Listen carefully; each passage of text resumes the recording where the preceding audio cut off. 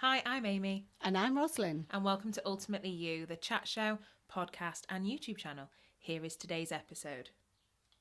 Hi, everyone. Welcome back to Ultimately You. This is episode 3, all about the mindset and what we were talking about really last time about the inner child and how your mind is obviously the most powerful thing that we have. And we just really wanted to explore this a little bit further with obviously your background in hypnotherapy and other therapies like that. So the mindset, how key is this?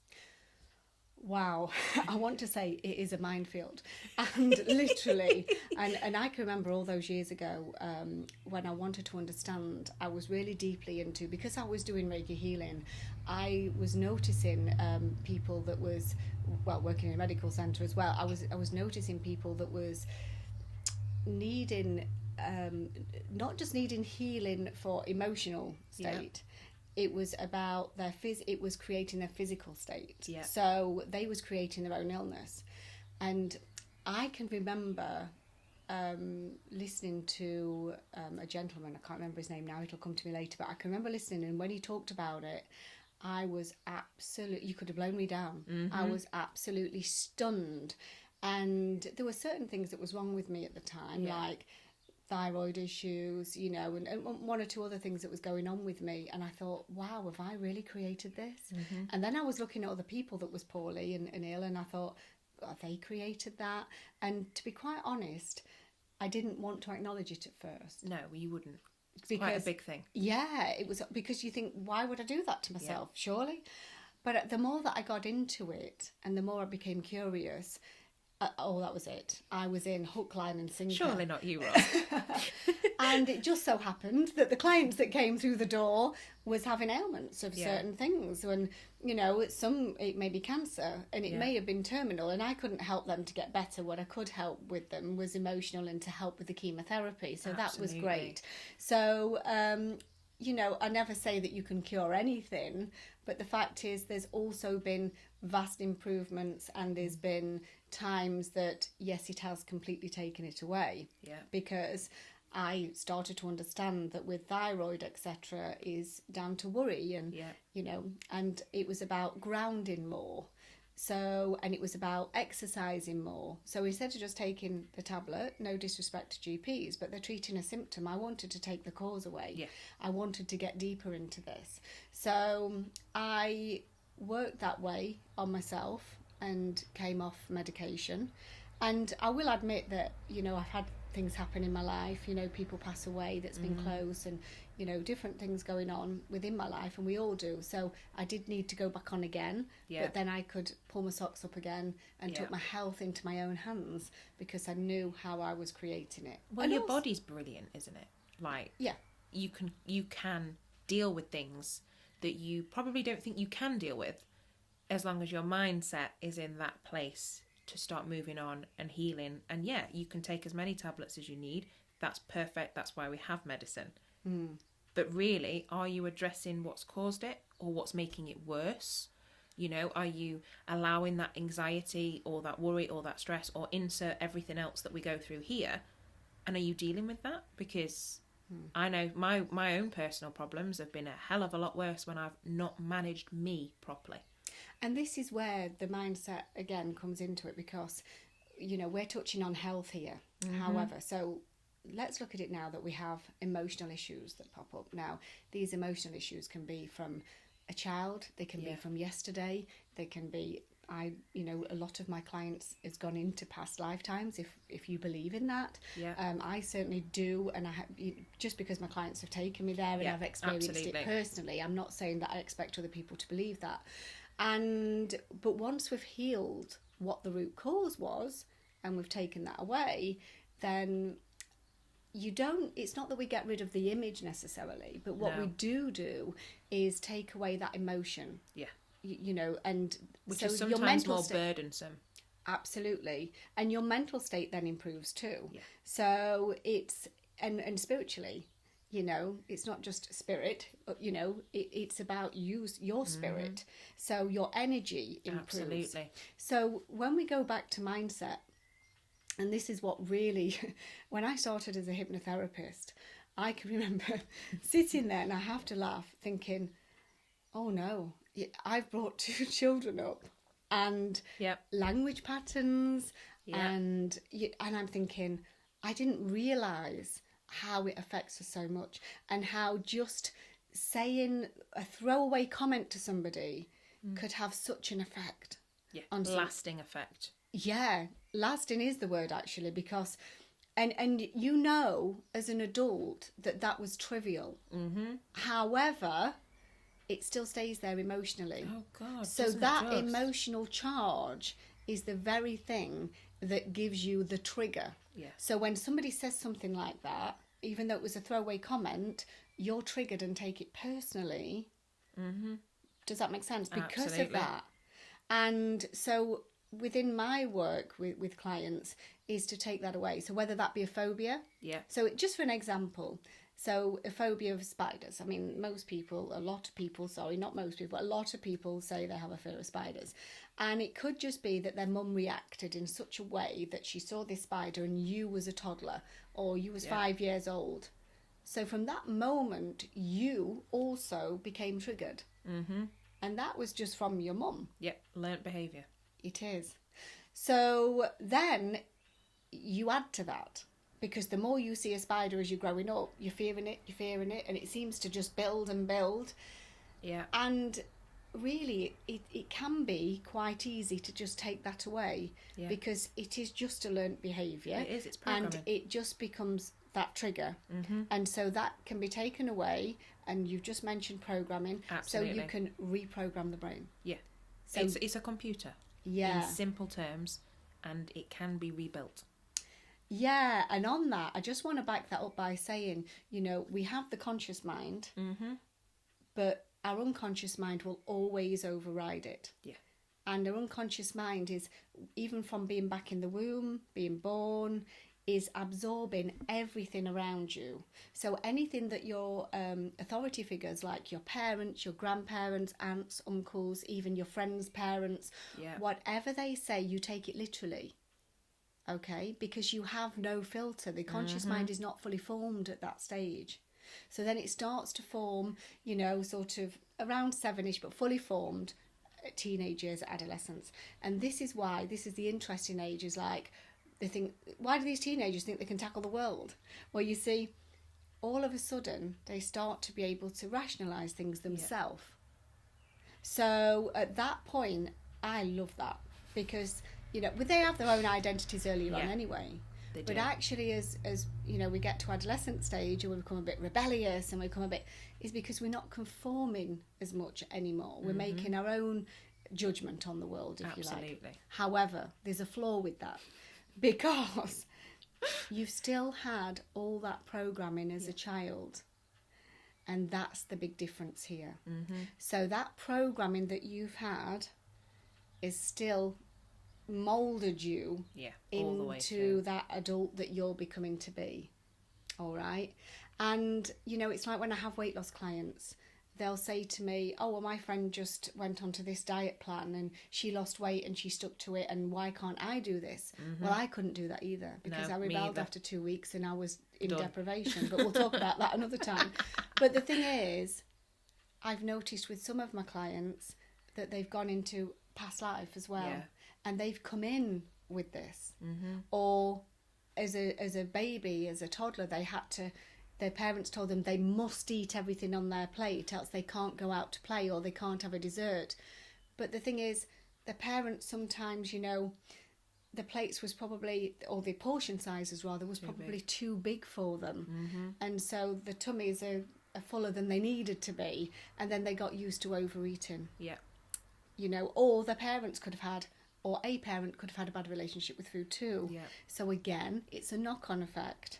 So I always say to people, never judge yourself against somebody else, because you don't know what their story is. No. And very often, they don't know what their story is. No, but siblings can be different as well. Absolutely. You can have exactly the same upbringing. Yeah. I mean, me and my brother are the same. I can walk past a bakery and put half a stone on, and Sam could eat the whole bakery. That's a belief. It is. And Sam could eat the whole bakery. And we've discussed this, because it's that mindset thing. Yeah. And yes, we've worked on triggers, and we've also looked at past life and what that brought in, because yes, that's something that we work with. But you can have exactly the same upbringing, exactly the same parent, meal times together, and still have different relationships with food. Yeah. And that can be not just with food, but with everything in life, a totally different outlook. And that takes us to what we were saying last time about we're all here on a completely different path. And that's why it's best not to be too judgmental with other people, because Or yourself. Because you don't know what their story is and what they're here for this time. No. And that doesn't mean that you have to just lay down and just accept it all, because I know that can be challenging. But the fact is learning to work on yourself and grow yourself. You know, as a healer, I'm continuously healing. You know that. It doesn't end. No. But it helps you to get to that better place. It's that neutral ground, if you like, so that people say things and you're not feeling that trigger. Yeah. So I had a conversation with somebody the other day, and they were saying, does it upset you when somebody says this? And I said, nobody can upset you. Only you can upset you.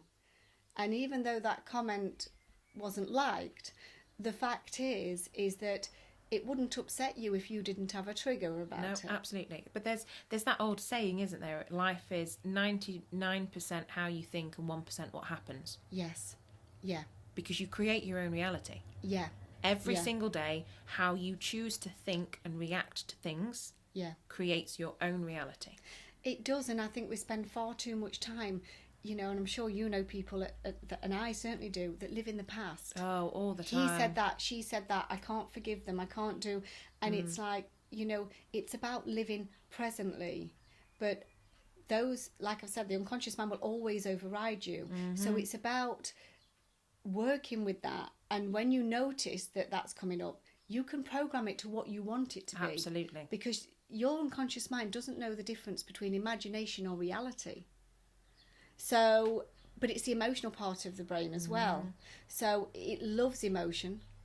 It loves the fact, like for example, if I've done stop smoking, and you can have a client that dearly wants to consciously stop smoking, but they may have started when they were stressed at some point. Yeah. So they pick that cigarette up, and even though they may have lung cancer right now, and it's really not serving them on any level, the unconscious mind believes it is, because it likes repetition. Yeah.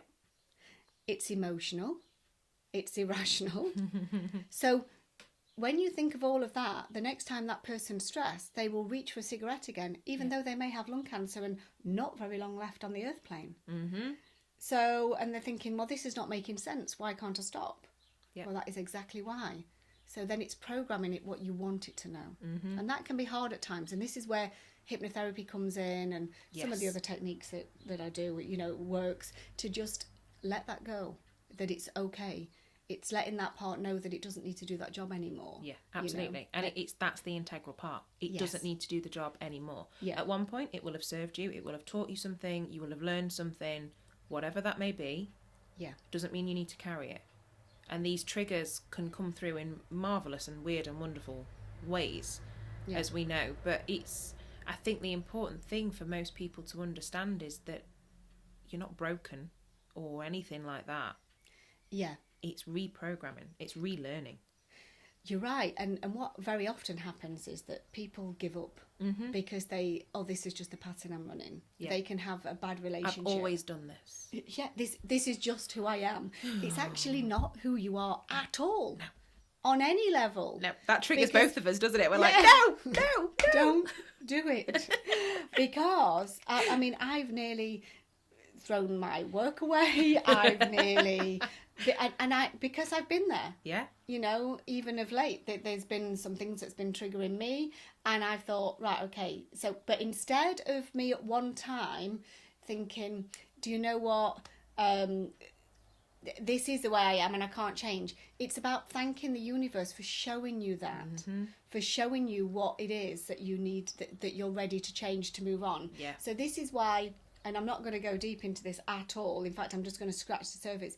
When people manifest things, they have the manifesting boards, etc. And it's like, whoa, hold on a minute, you're doing that out of probably desperation, and then you're saying it's not working. They watch The Secret and think that that's going to work.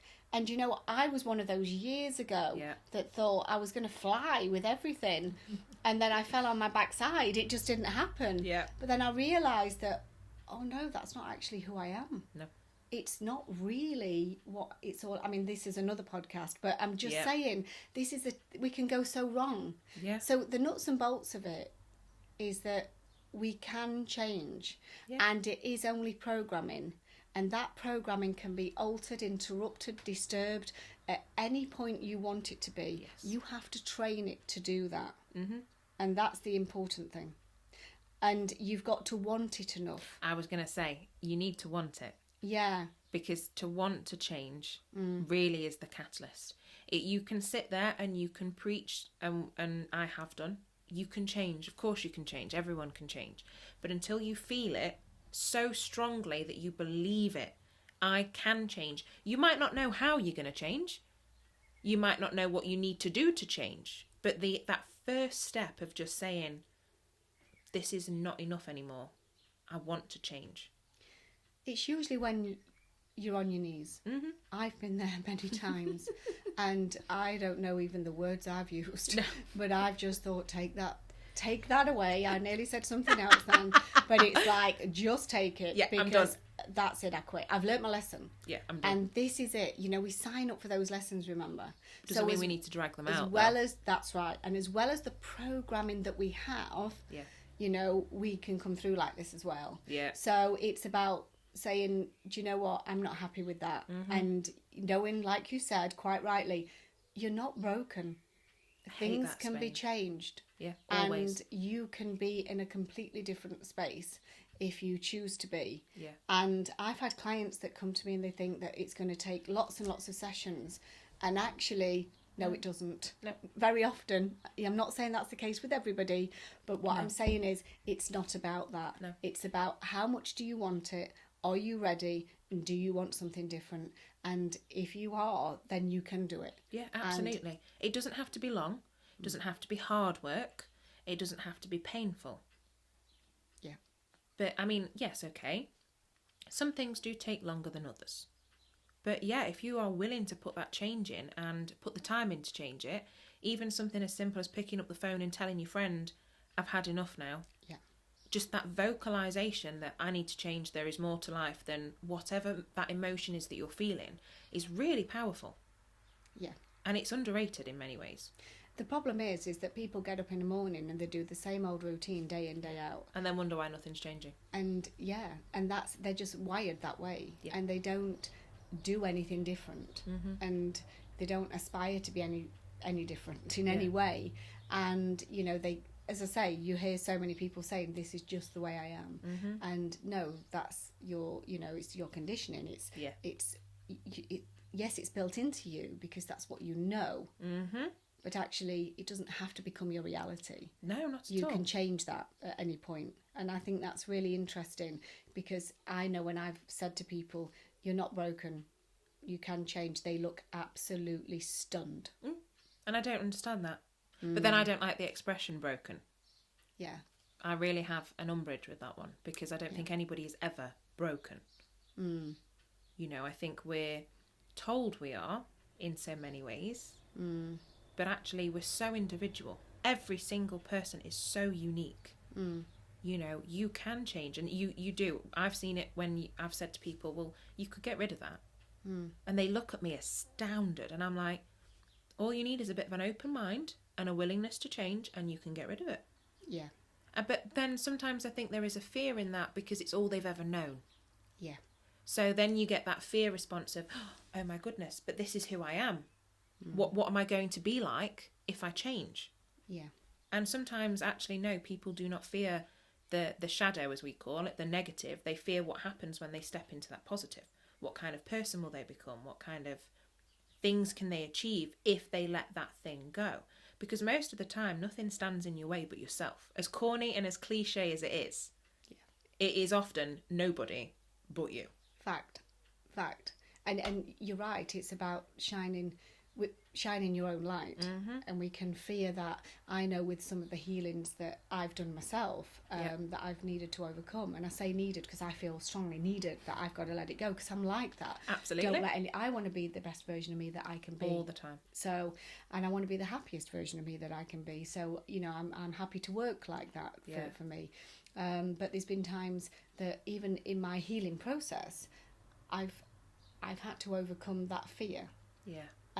Of where is this going to take me? Because this is new. Yeah, well, I've done the same. A new space. As you know. It is, because it's the unknown. And sometimes, actually, the fear of the unknown stops the change happening. Yes, yeah.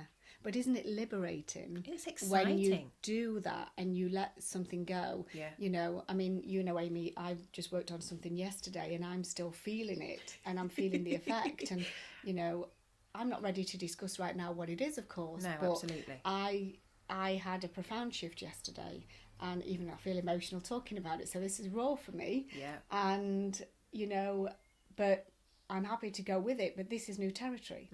And in a way, it's scary. But in a way, I mean, I'm so excited to watch the rest of the healing take place. You know me. Yeah. So it's beautiful. Yeah. But I'm also not the one experiencing it this time. No, and it feels...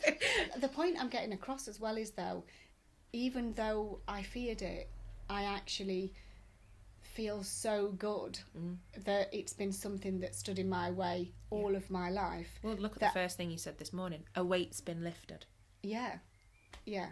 I feel like I've just landed back here for some reason.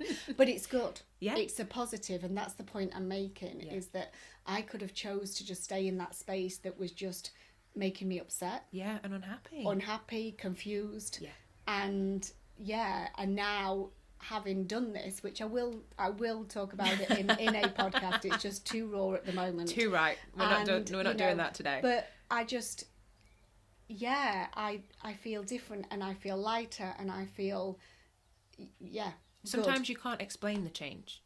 I know when we did one of my shifts a few weeks ago, and that was on deserving, and I came to you a few days later, and I was like, I have no idea how I feel, because it's so new. Yeah. But it was exactly the same for me. It was the burden, and we lifted it. Yeah. And then, as we always say, it takes a few days to settle in. While you notice the change almost imminently, sometimes a few days past and you're like, well, who's she? Because I don't recognise her anymore. And it's brilliant, isn't it? But that fear of change, sometimes you need to just think, okay, no, I can override this. And yes, it might be unknown, but most of the time you'll have at least one other person that's been through it with you, or that knows about it, and you've got that friend or that person that you can rely on, even if it is your therapist, healer, friend, whatever. Yeah. You're never alone in it. No, and I think the biggest thing for people to identify is if you're in a pattern, a pattern of bad relationships, an eating pattern, bad eating pattern, whatever that pattern may be, that is actually not you. No. And that does not have to stay. And, and it's okay to let that go. Yeah.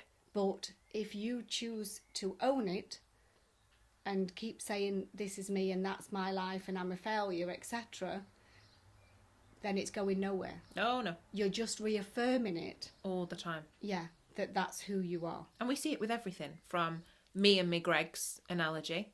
That's not me anymore. We dealt with that. Yeah. But I would have said that how many times? And you see it, I've seen it with friends in the past where they've been like, oh, look at my taste in men and this, that and the other, and it's like, well, yeah. You need to quit saying that, because otherwise the next one's going to be the same. And you just sit there like, okay. And then the next one comes along. And it's the same. It's exactly the same. You see, I told you, I just attract him. It's just my luck. Yeah. And it's not. Yeah. It's really not. Yeah. Yeah. And sometimes it's about drawing that line in the sand and go, no. Yeah. I have truly had enough of that now. Yeah. And you can do it with anything. I mean, even down to the dog. Yeah. You can train a dog, and you can retrain a dog. It might take a bit longer, depending on other aspects. And it's the same with you. My dog's a rescue dog. I do not know what she's been through before. In a way, all humans are like rescue dogs, because we don't know what we've been through before. Exactly. And we have programming that we have learned. Sometimes, like my dog Makara, in a fear space, you can tell that. Yeah. But you can undo it. You can bring it back, and you can change it. Yeah. You would not adopt an animal and expect them within 5 minutes to settle into your new routine. Yeah. You give the animal time. You would give a child time. You need to give yourself time. Yeah, and I think people make the mistake by thinking, well, I don't know what it is. Yeah. So that means, well, I'm not going to get any help for it because actually I don't know what it is. But actually, you probably won't know what it is. I mean, things like the healing I did yesterday, I had no idea what it is. Nope. You know, you just have to let go and work with somebody that you know can help you. Yeah. You know, so, and I think that's a good place to end this today. Is just definitely. knowing that. I think the takeaway from this is knowing that you're not broken. Ever. It's okay if you're running patterns, then you know that this is just programming. Yeah. And I think knowing that you can change. It doesn't have to stay. It's not a permanent fixture. Yeah. Unless you want it to be, of course. Yeah, I mean, if you're choosing, different kettle of fish, but but otherwise it can, know that you can be free from this. And I think that's a good place to probably end today. It is. I've enjoyed this conversation. Yeah, well, we always do. Love the mindset. Love the mindset. But shall we release the grounding meditation with this one? We can do. Because that's a nice way to calm the mind. Yep. And if you're wanting to make any changes, we always make changes after meditations. Yeah. It's a good way to clear the headspace. Yeah. So that link will follow for anybody that's watching, or be in the description for anybody that's listening. Yes. And as always, we've been Rosalind and Amy. Thank you so much for joining us, and stay tuned for next week's episode.